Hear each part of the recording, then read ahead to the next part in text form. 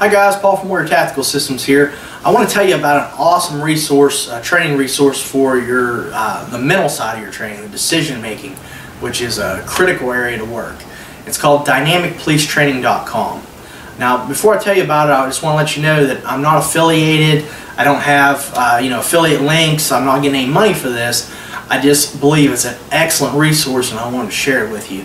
I first heard about Dynamic Police Training, the book by Ann Bumbak, probably 7 or 8 years ago, and that is an awesome book. It's a great resource for a police trainer, especially or law enforcement trainer, I should say, especially someone that's designing curriculum.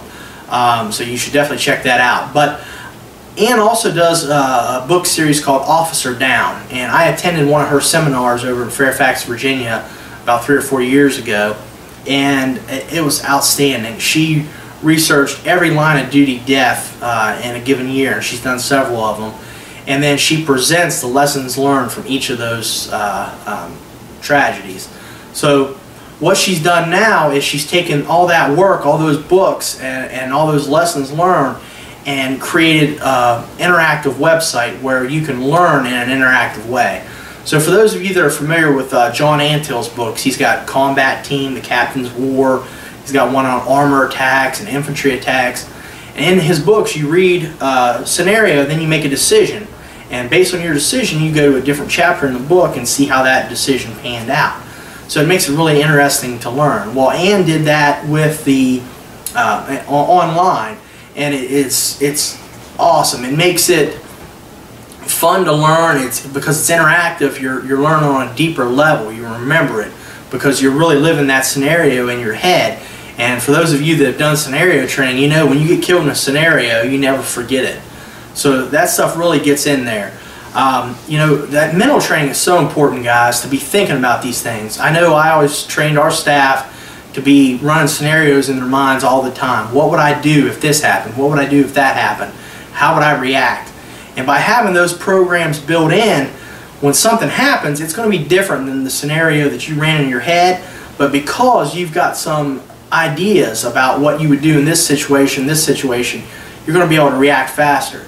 The Deputy Commissioner of Corrections in our state had been a hostage in the riots in Moundsville, and I think it was '86, and he had been a training sergeant at that time, and he had taught his staff in the units to think about what they would do in different situations. And one of the scenarios they had gone through was, what would we do if there was a fire and we had to get out and we can't get through the main doors?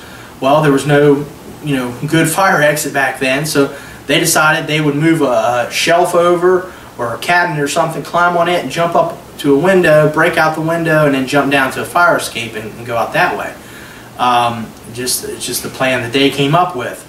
Well, when the hostage situation happened, the Deputy Commissioner, was a sergeant at that time, he got grabbed before he could get back to the unit. He'd gone to see what was going on, and he got grabbed before he could make it. But one of the other guys had gone with him. They made it back to the unit, sealed the door, and all that pressure, all that stuff going on, that's a bad time to make a plan.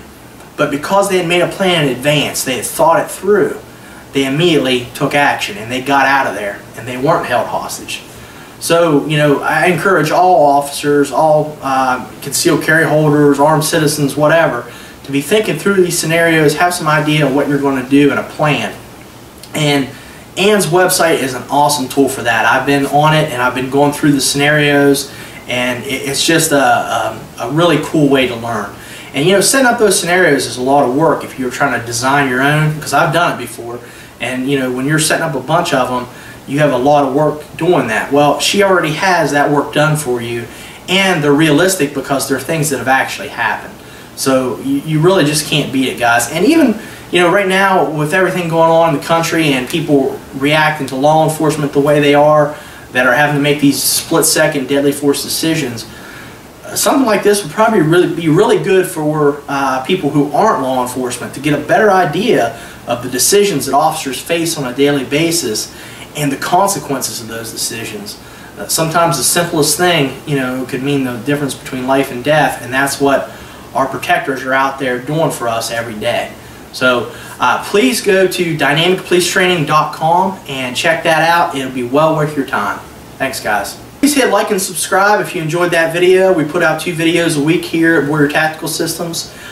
There will be a link in the description below to dynamicpolicetraining.com, and please take a minute to check that out.